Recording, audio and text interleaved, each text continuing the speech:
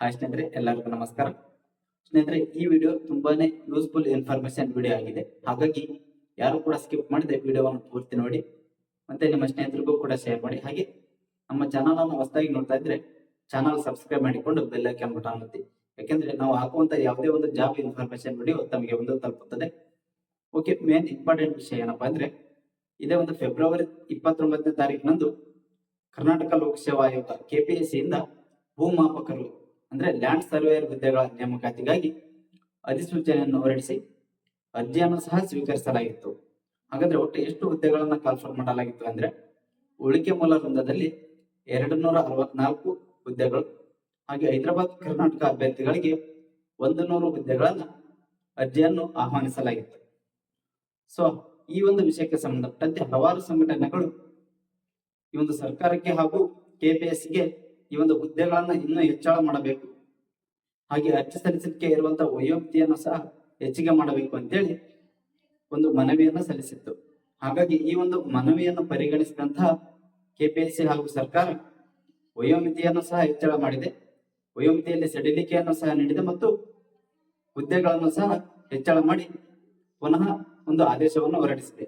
ಹಾಗಾದ್ರೆ ಒಟ್ಟು ಎಷ್ಟು ಹುದ್ದೆಗಳನ್ನು ಹೆಚ್ಚಳ ಮಾಡಿದೆ ಮತ್ತು ಯಾವ ಯಾವ ಕೆಟಗರಿಗೆ ಎಷ್ಟು ವಯೋಮಿತಿ ಸಡಿಲಿಕೆಯನ್ನು ಹೆಚ್ಚಳ ಮಾಡಿದೆ ಮತ್ತು ಪುನಃ ಯಾರ್ಯಾರು ಅರ್ಜಿಯನ್ನು ಸಲ್ಲಿಸಬಹುದು, ಹಾಗೆ ಯಾವ ದಿನಾಂಕದಿಂದ ಅರ್ಜಿಯನ್ನು ಸಲ್ಲಿಸಲಿಕ್ಕೆ ಅವಕಾಶ ಇದೆ ಅಂತೇಳಿ ಸಂಪೂರ್ಣವಾಗಿ ತಿಳಿದುಕೊಳ್ಳೋಣ. ಓಕೆ, ನೆಕ್ಸ್ಟ್ ಈಗ ಎಷ್ಟು ಹುದ್ದೆಗಳನ್ನು ಹೆಚ್ಚಳ ಮಾಡಲಾಗಿದೆ ಅಂದ್ರೆ, ಉಳಿಕೆ ಮೂಲ ವೃಂದದಲ್ಲಿ ಮೊದಲಿಗೆ 264 ಹುದ್ದೆಗಳನ್ನ ಕಾಲ್ಫರ್ ಮಾಡಲಾಗಿದೆ. ಆದ್ರೆ ಈಗ ಪ್ರಸ್ತುತ ಮತ್ತೆ 296 ಹುದ್ದೆಗಳನ್ನ ಹೆಚ್ಚಳ ಮಾಡಲಾಗಿದೆ. ಹಾಗೆ ಹೈದರಾಬಾದ್ ಕರ್ನಾಟಕ ಅಭ್ಯರ್ಥಿಗಳಿಗೆ ಮುಂಚೆ 100 ಹುದ್ದೆಗಳನ್ನ ಕಾಲ್ಫರ್ ಮಾಡಲಾಗಿತ್ತು ಮತ್ತು ಈಗ 90 ಹುದ್ದೆಗಳನ್ನ ಹೆಚ್ಚಳ ಮಾಡಲಾಗಿದೆ. ಒಟ್ಟು 190 ಹುದ್ದೆಗಳು. ಹಾಗೆ ಮುಂಚೆ ಕಾಲ್ಫರ್ ಆಗಿದ್ದಂತಹ ಹುದ್ದೆಗಳು ಮತ್ತು ಈಗ ಹೆಚ್ಚಳ ಮಾಡಿದಂತಹ ಹುದ್ದೆಗಳನ್ನ ಸೇರಿ ಉಳಿಕೆ ಮೂಲ ವೃಂದ ಮತ್ತು ಹೈದರಾಬಾದ್ ಕರ್ನಾಟಕ ಅಭ್ಯರ್ಥಿಗಳು ಎರಡನ್ನೂ ಸೇರಿ ಒಟ್ಟು 750 ಲ್ಯಾಂಡ್ ಸರ್ವೇಯರ್ ಹುದ್ದೆಗಳ ನೇಮಕಾತಿಗಾಗಿ ಅಧಿಸೂಚನೆಯನ್ನು ಪ್ರಕಟಿಸಲಾಗಿದೆ. ಸೊ ಈ ಹುದ್ದೆಗೆ ಸಂಬಂಧಪಟ್ಟಂತೆ ವಯೋಮಿತಿಯ ಬಗ್ಗೆ ನೋಡುವುದಾದ್ರೆ, ಕನಿಷ್ಠ ವಯೋಮಿತಿ ಎಷ್ಟಿದೆ ಅಂತೇಳಿ ನೋಡುವುದಾದ್ರೆ 18 ವರ್ಷ ಕನಿಷ್ಠ ವಯೋಮಿತಿ ಇದೆ ಎಲ್ಲ ವರ್ಗದವರಿಗೂ ಕೂಡ. ಆದ್ರೆ ಗರಿಷ್ಠ ವಯೋಮಿತಿಯಲ್ಲಿ ಎಷ್ಟು ಹೆಚ್ಚಳ ಮಾಡಲಾಗಿದೆ, ಗರಿಷ್ಠ ವಯೋಮಿತಿ ಯಾವ ಯಾವ ಕೆಟಗರಿಗೆ ಎಷ್ಟಿದೆ ಮತ್ತು ಎಷ್ಟು ಸಡಿಲಿಕೆಯನ್ನು ಸಹ ನೀಡಲಾಗಿದೆ ಅಂತೇಳಿ ನೋಡೋಣ. ದಿನಾಂಕ 10/9/2024 ಕರ್ನಾಟಕ ಸರ್ಕಾರದ ಆದೇಶದ ಅನ್ವಯ ಒಂದು ಅವಧಿಗೆ ಮಾತ್ರ 3 ವರ್ಷಗಳ ವಯೋಮಿತಿ ಸಡಿಲಿಕೆಯನ್ನ ನೀಡಲಾಗಿದೆ. ಹಾಗಾದ್ರೆ ಯಾವ ಯಾವ ಒಂದು ವರ್ಗದ ಅಭ್ಯರ್ಥಿಗಳಿಗೆ ಎಷ್ಟು ವಯೋಮಿತಿ ಸಡಿಲಿಕೆ ಇದೆ ಅಂತೇಳಿ ನೋಡುವುದಾದ್ರೆ, ಮೊದಲನೇ ಬಾರಿಗೆ ಸಾಮಾನ್ಯ ವರ್ಗದ ಅಭ್ಯರ್ಥಿಗಳಿಗೆ ಈ ಹಿಂದೆ 35 ವರ್ಷ ಇತ್ತು ಗರಿಷ್ಠ ವಯೋಮಿತಿ. ಆದ್ರೆ ಈಗ ಪ್ರಸ್ತುತ 38 ವರ್ಷಗಳವರೆಗೆ ಈ ಒಂದು ಅರ್ಜಿಯನ್ನು ಸಲ್ಲಿಸಬಹುದು. ಹಾಗೆ ನೆಕ್ಸ್ಟ್ 2A 2B ಹಾಗೂ 3A 3B ವರ್ಗದ ಅಭ್ಯರ್ಥಿಗಳಿಗೆ ಮುಂಚೆ 38 ವರ್ಷ ಗರಿಷ್ಠ ವಯೋಮಿತಿ ಇತ್ತು. ಆದ್ರೆ ಪ್ರಸ್ತುತ 41 ವರ್ಷಗಳವರೆಗೆ ಅರ್ಜಿಯನ್ನು ಸಲ್ಲಿಸಬಹುದು. ಇನ್ನು SC ST ಹಾಗೂ ಪ್ರವರ್ಗ 1 ಅಭ್ಯರ್ಥಿಗಳಿಗೆ ಗರಿಷ್ಠ ವಯೋಮಿತಿ 43 ವರ್ಷ ಇದೆ. ಆದ್ರೆ ಈ ಒಂದು 38, 41 ಹಾಗೂ 43 ಈಗ ಗರಿಷ್ಠ ವಯೋಮಿತಿ ಇಷ್ಟು ಹೇಳಿದ್ನಲ್ಲ, ಈ ಒಂದು ಗರಿಷ್ಠ ವಯೋಮಿತಿ ಈಗ ಪ್ರಸ್ತುತ ಅರ್ಜಿ ಸಲ್ಲಿಸಲು ಏನು ಅವಕಾಶ ನೀಡಿದ್ದಾರಲ್ಲ, ಈ ಒಂದು ದಿನಾಂಕ ಡಿಸೆಂಬರ್ 9, 2024 ಒಳಗಾಗಿ ಈ ಒಂದು ಗರಿಷ್ಠ ವಯೋಮಿತಿಯನ್ನ ಮೀರಿರಬಾರದು. ಈ ಒಂದು ಗರಿಷ್ಠ ವಯೋಮಿತಿಯ ಒಳಗೆ ಇರಬೇಕು. ಆ ಒಂದು ಅಭ್ಯರ್ಥಿಗಳು ಈ ಹುದ್ದೆಗೆ ಅರ್ಜಿಯನ್ನು ಸಲ್ಲಿಸಬಹುದು. ಓಕೆ, ಈ ಒಂದು ವಿಷಯ ಕ್ಲಿಯರ್ ಕಟ್ ಆಗಿ ತಿಳಿದುಕೊಳ್ಳಿ. ನೆಕ್ಸ್ಟ್, ಅರ್ಜಿ ಸಲ್ಲಿಸಲು ಯಾವಾಗಿನಿಂದ ಪ್ರಾರಂಭವಾಗುತ್ತದೆ ಅಂತ ಹೇಳಿ ನೋಡುವುದಾದ್ರೆ, ಇದೇ ನವೆಂಬರ್ 25ರಂದು ಅರ್ಜಿ ಸಲ್ಲಿಕೆ ಪ್ರಕ್ರಿಯೆ ಆರಂಭವಾಗಲಿದೆ. ಹಾಗೆ ಕೊನೆಯ ದಿನಾಂಕ ಬಂದ್ಬಿಟ್ಟು ಡಿಸೆಂಬರ್ 9ರಂದು ಕೊನೆಯ ದಿನಾಂಕವಾಗಿದೆ.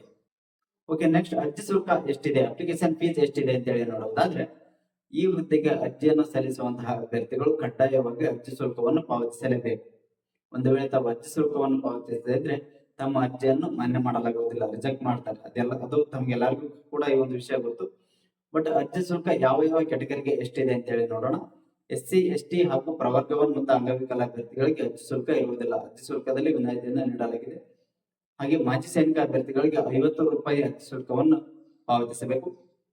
ಹಾಗೆ 2A 2B ಹಾಗೂ 3A 3B ಮತ್ತು ಸಾಮಾನ್ಯ ವರ್ಗದ ಅಭ್ಯರ್ಥಿಗಳು 600 ರೂಪಾಯಿ ಅರ್ಜಿ ಶುಲ್ಕವನ್ನು ಪಾವತಿಸಬೇಕು. ಈ ಒಂದು ಅರ್ಜಿ ಶುಲ್ಕವನ್ನು ಆನ್ಲೈನ್ ಮುಖಾಂತರ ಬೇಕಾದ್ರೂ ಪಾವತಿಸಬಹುದು.